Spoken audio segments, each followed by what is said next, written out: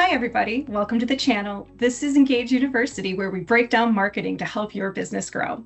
I'm Kristin Walker-O'Neill, digital content and AI marketer here at Engage. So at Engage, we work with established B2B companies navigating long sales cycles, technical bias, and increasingly complex digital environments. Our approach has always begun with strategy.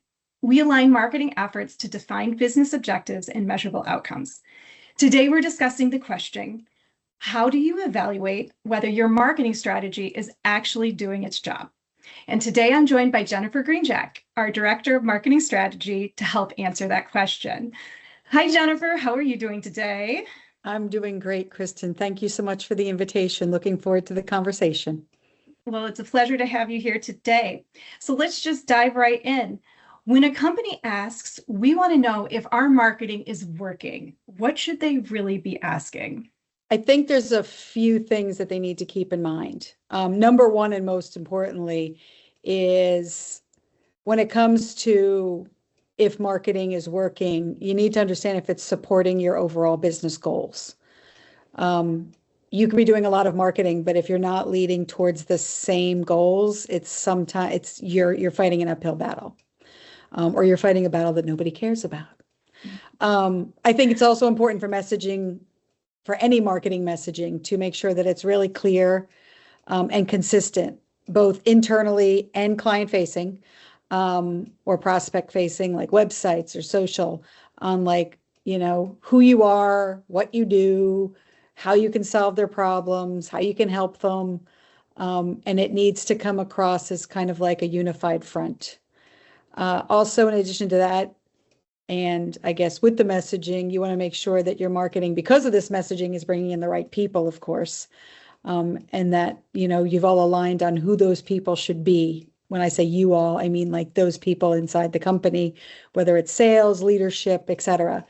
And then, just know that just because you do marketing, right? What do you do? My mother always asks me that. So what do you do? I'm like, well, I do marketing. She's like, I don't understand it.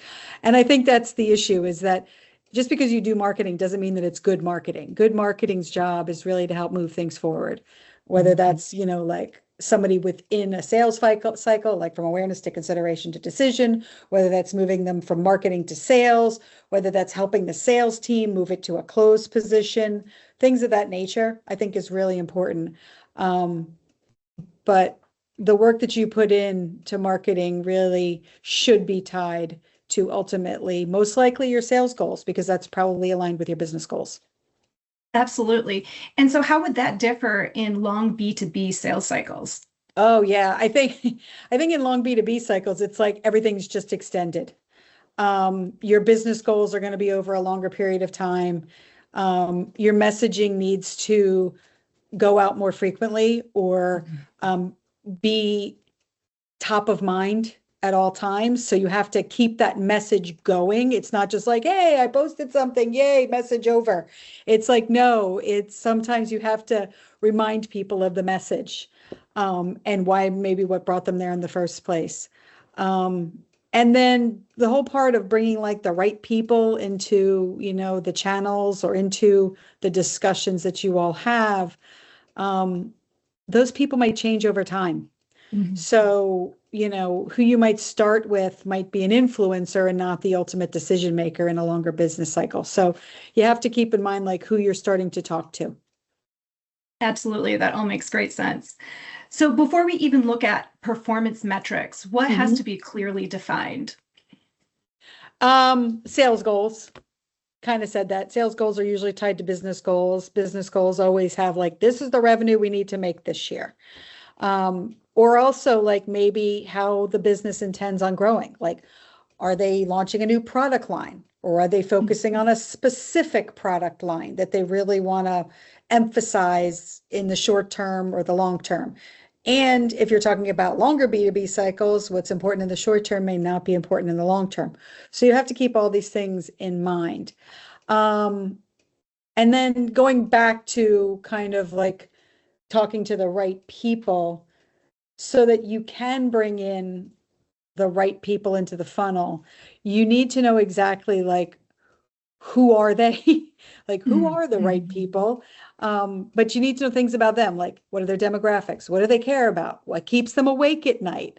And most importantly, when it all comes around, is like, how can you or your business or your products or your solutions reduce that risk that they feel in their business world?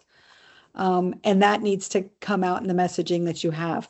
Lastly, I would say it's important that marketing sales are aligned on what success really looks like. I know we've talked about business goals, and there's more business goals, I'm sure, than just revenue. I mean, Mhm. usually businesses have 3 or 4 goals. Revenue is always one of them. But if you're not aligned, marketing Mhm. can be doing one thing and it's not helping sales. So for example, Yeah. like marketing may feel like I'm going to bring in 100 leads. That's my Mhm. goal. Okay. I've got a goal of 100 leads. And sales is like, that's great, but we need to make $1 million this year. And each sale is about $5,000. So I know I'm doing simple math here, but if Mhm. you make it out like that, that means we have to close 200 customers. And if you're Yeah. only bringing us 100 leads, A, where are we getting the other 100? And B, we only get like a 25% rate of close when we bring in a lead. So you Mhm. just got to kind of like work your way backwards in that case. And Mhm. it's not just about sales, but it could also be about support and what Yes. they need and what their customers are talking about and how we can react to it or how we can verbalize it in digital conversations so that they have that information before they even go into a conversation with sales. Love it. Wonderful. So, in practical terms, what signals tell you that a strategy is working? I would say it depends where they are in the actual buying journey, first of all. Like if you're at like I'll go old school for you. If you're in the top of the funnel or more like an awareness, you've got to understand like are the right people in the right job roles at the right companies engaging with what you're putting out there, whether it's your website or social media, but you also have to be able to track who these people are. So keep that in Mhm. mind. But you also want to make sure that your site, the people that are coming to your content, whether it be your site or your social or whatever, are actually qualified. So nowadays, it's not just about like the numbers. It used to be Mhm. like, we need a 10% increase in website traffic. That's all great. And you could probably get that, but 20% of that increase might be junk. And if that's the Sure. case, then what's the point of doing it? If you're talking like middle of the funnel, you're more going to be like reaching out for people that are trying to like almost like reaching out to connect with sales. They're at a point where maybe they feel like they got the information they need. They know what we can do digitally, like by what we read on online and what they've heard and their reviews and following different things and downloading different stuff. But you want them to like reach out for demos. I don't even want to say contact us because that's like more bottom of the funnel, but Mhm. it could just be like posing questions, engaging with social media, like Yeah. actually responding to something in social media versus just like reading it and moving on. Mhm. But somehow engaging with the content that you're doing. So they're doing more than just looking at stuff. They're actually taking action on it. And then I would say bottom of the funnel, other than the contact us page, which everybody refers to, you have to understand like are the people that are coming, are these opportunities actually increasing? Like, Okay. is there any added opportunities coming in? Yeah. Is the marketing that you're doing actually influencing the sales pipeline, like the Mhm. growth of that sales pipeline? Or is it pretty stagnant or going down, even though maybe your leads are increasing? Those are all things that you want to make sure they're working.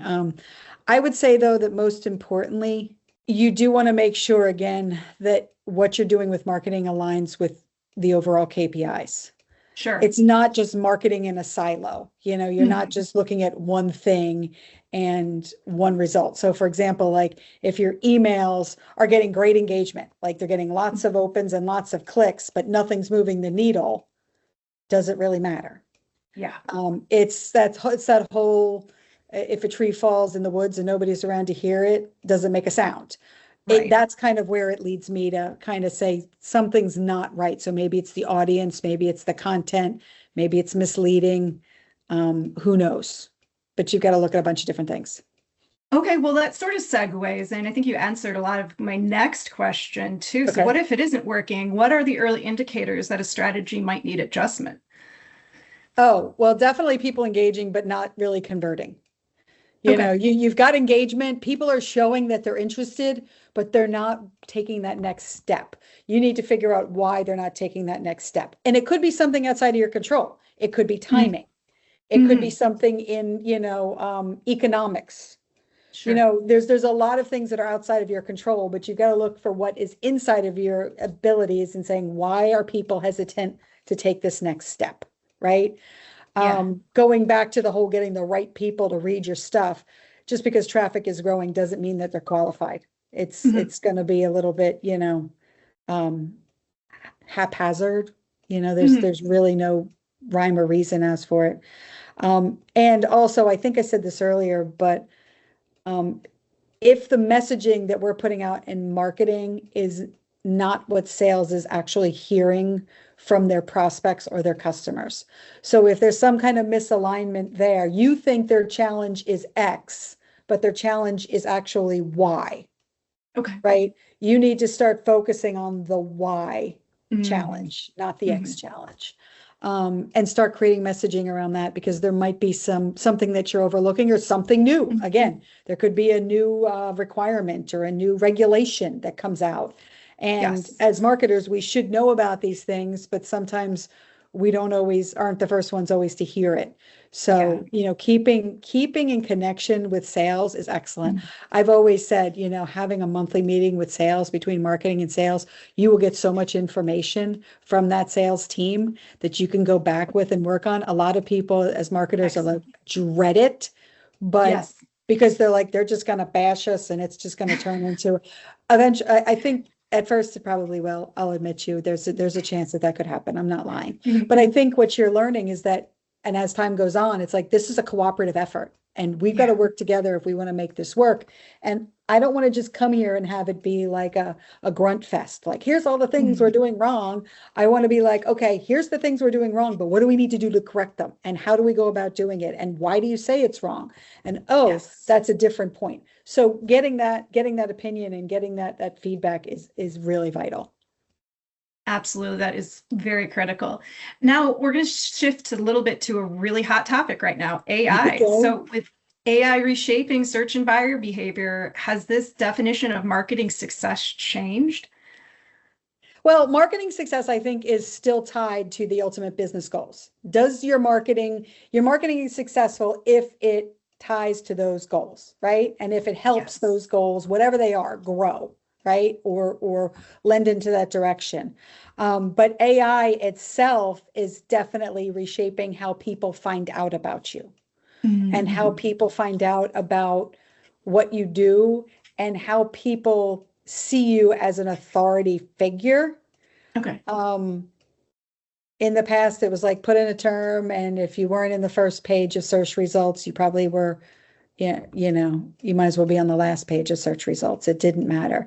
And then PPC came along and it bumped everybody down and it put PPC up there. And now, as we all know, PPC, so although I think they've moved PPC back up above AI, it used to be AI and then PPC. I've noticed recently that PPC is taking over it because I think Google wanted to make sure that they were getting theirs first. Anyway, I digress. But for AI results, it's not just about a search ranking number anymore. It's really about how you show up to in AI results, and that needs to be part of your strategy. No doubt about it. We used to always talk in the past about speed and quantity of posting. Keep content fresh, pump more content out there, get 3 or 4 a week to keep going, and then it's going to bring you more leads and so on and so forth. Well, now you can still do 3 or 4 a week if that's what you want to do, but that stuff, that content that you're putting out there, you really need to be focused in on the authority of a specific subject. It's like you have to, you can't just burn and churn through content to hopefully get people to come in. Now it really has to have substance to it. And I think, and because of that, it's not bad to stop the 3 to 4 times a week. I might be different with some other people. Maybe it's different in other industries. But putting the right content out there and spending the time on the right content, sometimes it's obviously now more about quality rather than quantity of what you're posting. And this all goes back to the strong strategy, of consistent messaging and, putting it within channels and also how you speak about it internally.